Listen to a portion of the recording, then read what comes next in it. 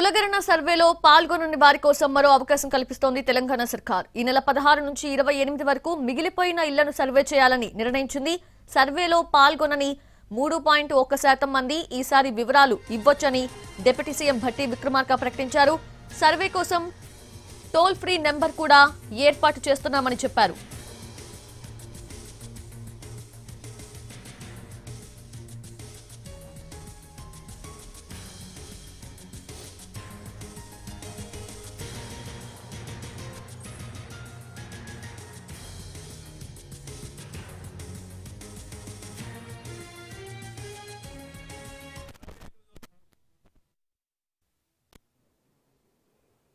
రాష్ట్ర ప్రభుత్వం మరొక్కసారి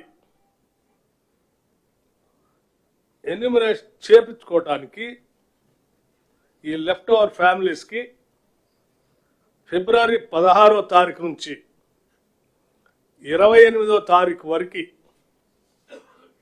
ఒక అవకాశం ఇవ్వాలని చెప్పి నిర్ణయం చేసింది.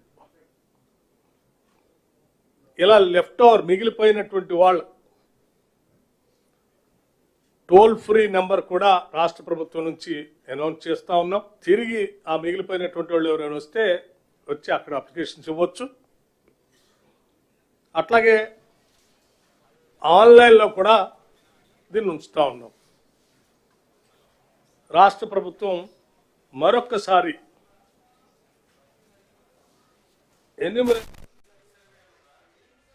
స్థానిక సంస్థల్లో 42% బీసీ రిజర్వేషన్లు అమలు చేస్తామన్నారు డిప్యూటీ సీఎం భట్టి విక్రమార్క. బీసీలకు 42% రిజర్వేషన్లపై అసెంబ్లీలో బిల్లు పెట్టి పాస్ చేస్తామని, అసెంబ్లీ తీర్మానాన్ని కేంద్రానికి పంపి పార్లమెంట్లోనూ పాస్ అయ్యేలా ఒత్తిడి తెస్తామన్నారు. అందుకోసం కలిసొచ్చే అన్ని రాజకీయ పార్టీలను తీసుకొని ఢిల్లీ వెళ్తామన్నారు భట్టి విక్రమార్క. చిరకాల వాంఛైనటువంటి 42% రిజర్వేషన్ని స్థానిక సంస్థల్లో తీసుకొని రావటం అనేది, అందించడం అనేది మా అందరి ముందున్నటువంటి బలమైన కోరిక, లక్ష్యం కూడా. మార్చి మొదటి వారంలో